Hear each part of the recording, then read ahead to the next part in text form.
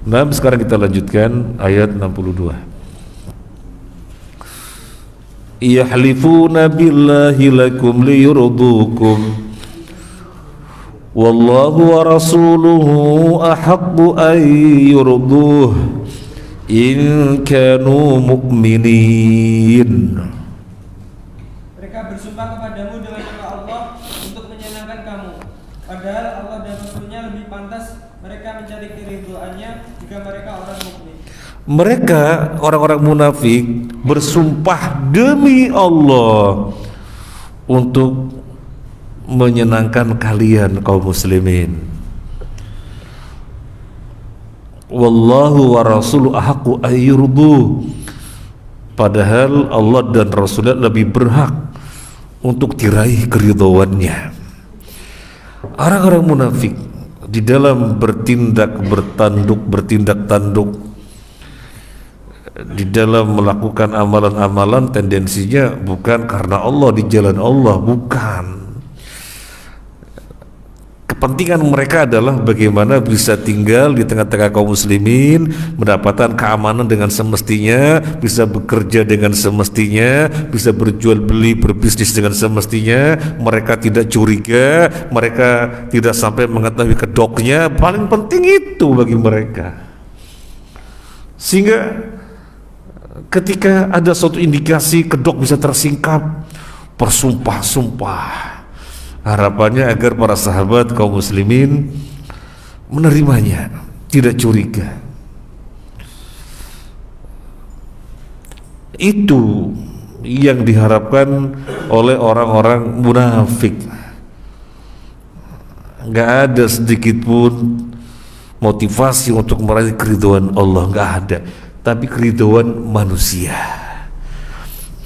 Kalau kita berbuat dengan tujuan untuk meraih keridhaan manusia, ya sama saja seperti munafik. Tetapi tentunya na'udzubillah min dzalik, kita berbuat untuk meraih keridhaan Allah, sehingga meskipun harus resiko dibenci orang, demi meraih ridhonya Allah, meskipun dengan resiko teman-teman menjauhi. Itu mukmin. Orang munafik enggak. Waduh, kok si fulan kok jadi berbeda cara melihat saya. Waduh, jangan-jangan kedok saya kebuka nih, ketahuan nih. Maka kemudian bersumpah-sumpah. Padahal Allah dan Rasulnya lebih utama untuk mereka meraih keridhaannya. Di sini disebutkan Allah dan Rasulnya, padahal Allah dan Rasulnya lebih utama untuk mereka raih keridhaannya. Kenapa mesti disebutkan Rasulnya? Kenapa mesti disebutkan Rasulnya? Karena tidak cukup kita hanya mengedepankan yang penting Allah ridho, wong kita ikhlas karena Allah, meskipun Nabi murka. Nggak bisa.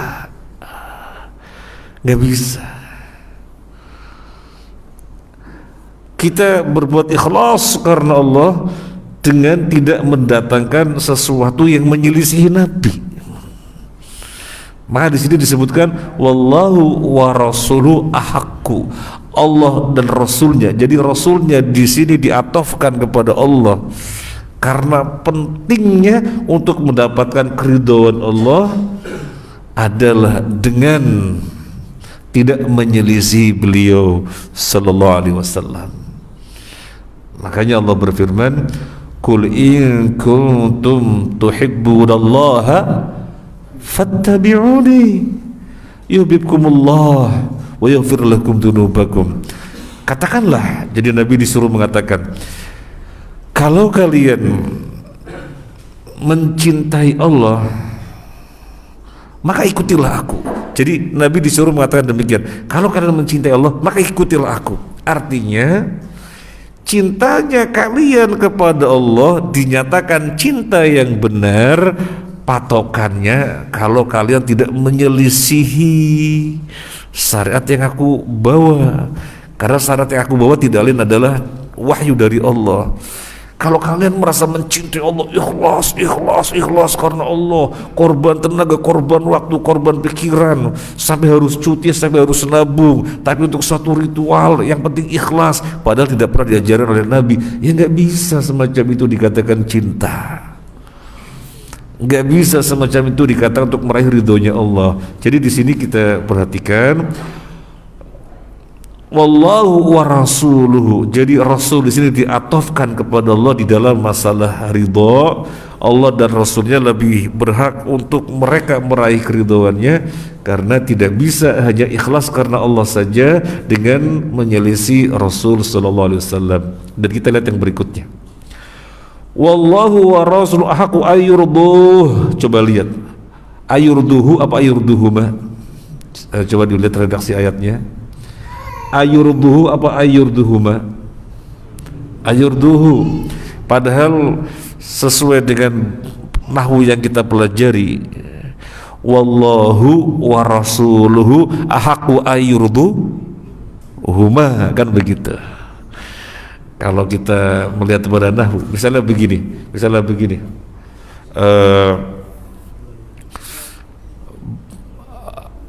Muhammad dan Ali, kita akan menemui mereka. Soalnya ada berapa? 2. Muhammad dan Ali, kita akan menemui mereka. Tapi kita bilang Muhammad dan Ali, kita akan menemuinya. Meskipun nggak pas banget ya bahasa Arab bahasa Indonesia, tapi paling nggak mendekati lah.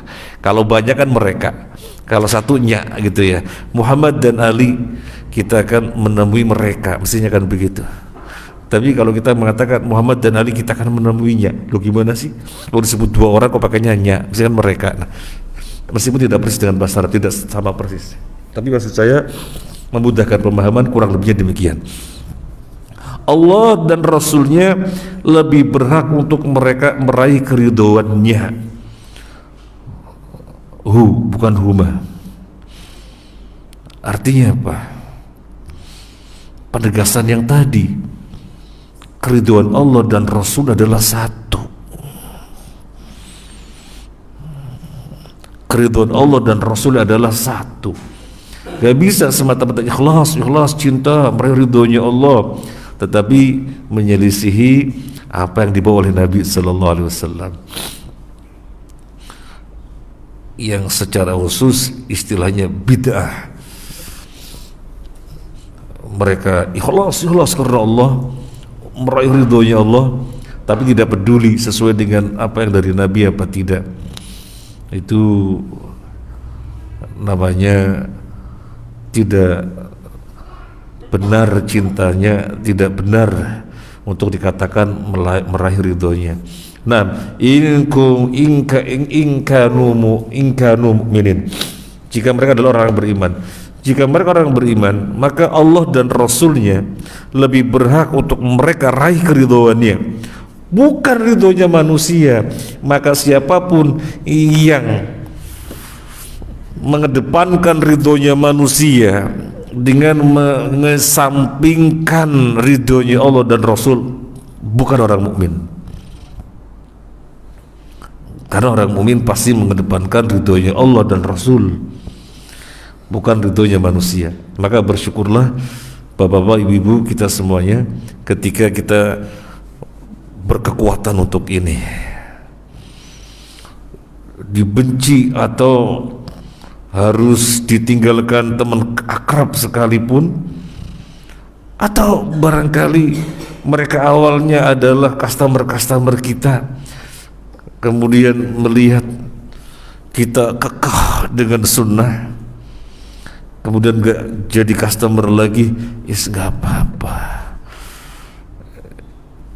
apa-apa, karena kita berbuat untuk meraih keridhaan Allah. Jadi mengedepankan keridhaan Allah daripada keridhaan manusia. Yang berikutnya 63. Alam ya'lamu annahu man yuhadidillaha wa rasulahu fa anna lahu nar jahannam فأن له نار جهنم خالدا فيها ذلك الخزي العظيم. Tidakkah mereka orang munafik mengetahui bahwa barang siapa menentang Allah dan Rasulnya, maka sesungguhnya neraka jahanamlah baginya. Dia kekal di dalamnya, itulah kehinaan yang besar. Kok demikian sih mengedepankan keridhaan manusia dengan meninggalkan keridhaan Allah dan Rasulnya? Tahu gak sih mereka, kalau mereka berhadapan dengan Allah dan Rasulnya, Allah dan Rasulnya di satu sisi, mereka di sisi yang lain, artinya berhadapan, artinya menentang Allah dan Rasulnya, maka bagian neraka jahanam dan khalidan fiha, kekal di dalamnya. Karena keimanan kepada Allah dan Rasulnya adalah syarat mutlak untuk orang berada di dalam koridor kebaikan. Tetapi kalau tidak beriman kepada Allah dan Rasulnya, tidak pernah berada di dalam kebaikan, sebaik apapun perbuatannya. Sebaik apapun perbuatannya, meskipun mereka orang-orang munafik, berbuat ini, tetapi mereka tidak pernah berada di dalam lingkaran keimanan kepada Allah dan Rasulnya, maka nggak ada artinya. Neraka itu menghantarkannya ke neraka, bukan ke surga. Makanya di sini dipertanyakan, mereka tahu nggak sih kenapa begitu mengedepankan keridhaan manusia dengan mengesampingkan keridhaan Allah dan Rasulnya, padahal berhadapan dengan Allah dan Rasulnya itu tempatnya neraka. Dzalikal khizyul adzim, itulah kehinaan yang besar. Disebut dengan dzalika isyarah lil bu'di, kalau dekatan hadza, kalau dekat hadza ini isyarah untuk dekat hadza, tapi untuk jauh dzalika. Disebutnya dengan dzalika, dzalikal khizyul adzim, itu adalah kehinaan yang besar, menunjukkan betapa mereka sangat jauh dari rahmat Allah. Jadi untuk menunjukkan betapa mereka jauh dari rahmat Allah dan kehinaan yang besar yang akan mereka dapatkan. Maka ini meskipun khitabnya atau ayatnya konteksnya orang-orang munafik, bukan berarti kita terlepas dari ayat ini. Kita mentadabburi ayat ini dan kita bercermin dengan ayat ini. Jangan sampai saya terhinggapi sifat munafik, jangan sampai kita terhinggapi sikap munafik. Kita memang bukan orang munafik, alhamdulillah, bukan orang munafik secara akidah, tapi bisa saja orang munafik secara perbuatan. Karena bukan secara akidah, maka masih disebut muslim. Kan munafik ada dua, nifak aqadi dan nifak amali. Kalau nifak aqadi ya kafir, musuh dalam selimut itu. Tapi kalau nifak amali bisa menjangkiti kita. Kita di dalam bertindak tanduk, gak enak sama siapa? Gak enak sama tetangga. Sudah tahu itu ritual gak ada tuntunannya. Nabi gak pernah mengajarkan, tapi gimana ya, gak enak, nanti dicibirin sama tetangga, nanti diomongin sama tetangga, gak enak. Akhirnya tetap bergabung ritual.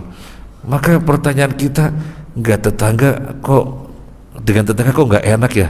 Berarti dia enaknya sama Allah. Sama Allah enak, sama tetangga gak enak. Padahal semestinya gak enak sama Allah, mestinya seperti itu. Tapi gak enak sama tetangga, Allahnya dikalahkan.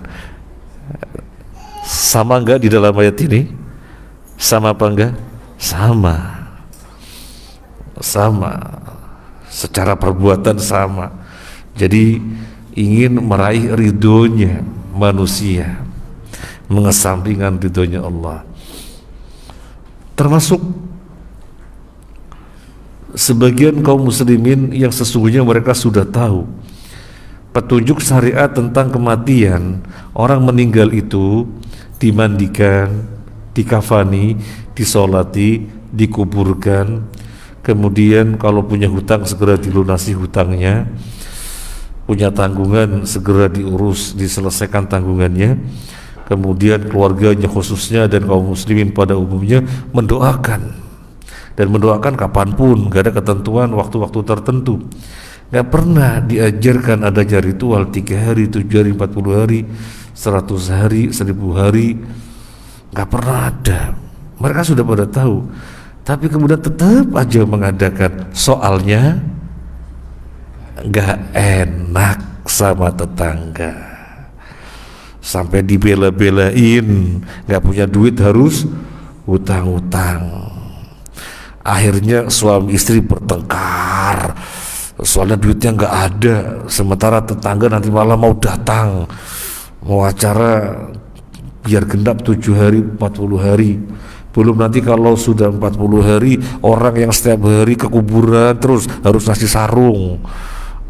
Ya Allah, gak enaknya sama manusia. Berarti mengutamakan keridhaan manusia.